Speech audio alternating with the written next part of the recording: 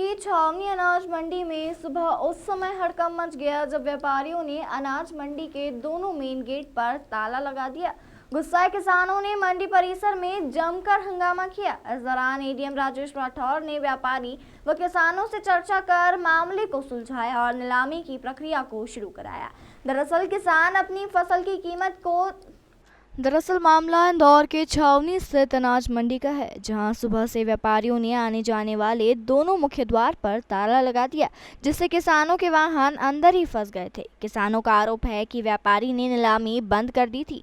इस दौरान किसानों का कहना था कि व्यापारी द्वारा उन्हें माल का भुगतान नगद राशि में किए जाने की बात कही गई थी, लेकिन नगद भुगतान करने की मांग मानने के बाद किसानों के माल का भाव कम कर दिया, जिसका विरोध किसान द्वारा किया गया।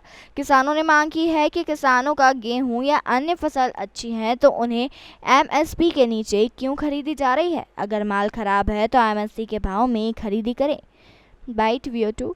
वहीं एडीएम राजेश राठौर ने बताया कि कुछ कंफ्यूजन किसानों और व्यापारियों के बीच हो गई थी, जिसको नगद भुगतान की जो नीति लागू की गई है उसे लेकर किसानों में भ्रम हो गया था। समझाइश देकर उनकी समस्या का निराकरण कर दिया है और किसान संतुष्ट हो गए हैं। वहीं एडीएम ने कहा कि राज्य शासन की स्पष्ट नीति है कि किसानों का जो भी माल है वह एमएसपी के तहत खरीदा जाएगा। किसान उपार्जन को मंडी की जगह केंद्रों पर न देने के बजाय अगर किसान मंडी में दे रहे हैं तो भी मंडी में भी दे सकते हैं, ताकि उन्हें फसल का अच्छा भाव मिल सके। और अगर फसल का इस दौरान भी किसानों को उचित मूल्य नहीं मिल रहा है तो उसे बेचने के लिए किसी को बाध्य नहीं किया जाएगा। फिलहाल किसानों और व्यापारियों को बैठाकर समझाइश दी गई है और माल बेचने की नीलामी की प्रक्रिया को शुरू किया गया है। सर, पहली बात तो किसानों ने गेट बंद नहीं किया था।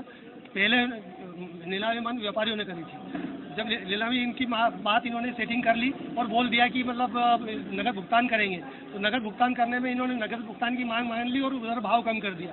किसान का जो गेहूँ आज 2100-2200 चल रहा था, उस टाइम पे इन्होंने काट के आज ही की जो गेहूँ 2000 के आसपास जा रहा था उसको उन्होंने 1800 खरीदना चालू कर दिया। मतलब कि अगर नगद भुगतान करेंगे तो क्या भाव काट के देंगे क्या? किसान की मांग यही है कि आप एमएसपी से नीचे क्यों खरीद रहे हो। पहली बात तो ये, एमएसपी अगर अच्छा गेहूँ है तो उसको नीचे उसको मत खरीदो।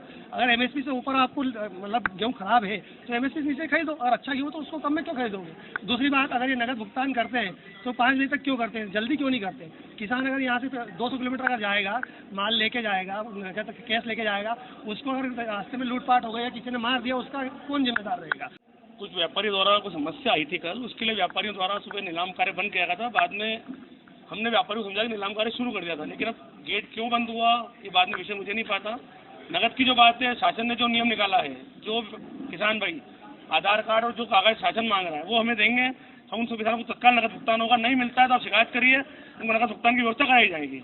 इसके लिए व्यापारी भी कटिबद्ध है, प्रशासन पर कटिबद्ध है। किसान को उसी दिन नगद भुगतान मिलेगा उस माल का।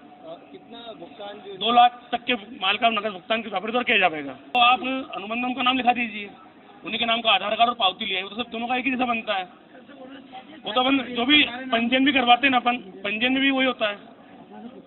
जो पंजीयन होता है उसमें अपन ये करते, जो देखिए जो मूल किसान है आधार कार्ड में उसका नाम आ जाए, उसके कॉपी में उसका नाम आ जाए।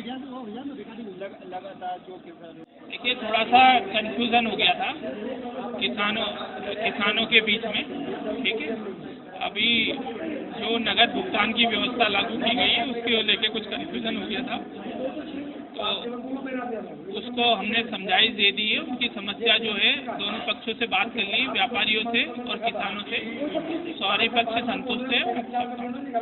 देखिए, राज्य शासन की स्पष्ट नीति है कि किसानों का जो भी माल है वो एमएसपी पे खरीदा जाएगा, ठीक है।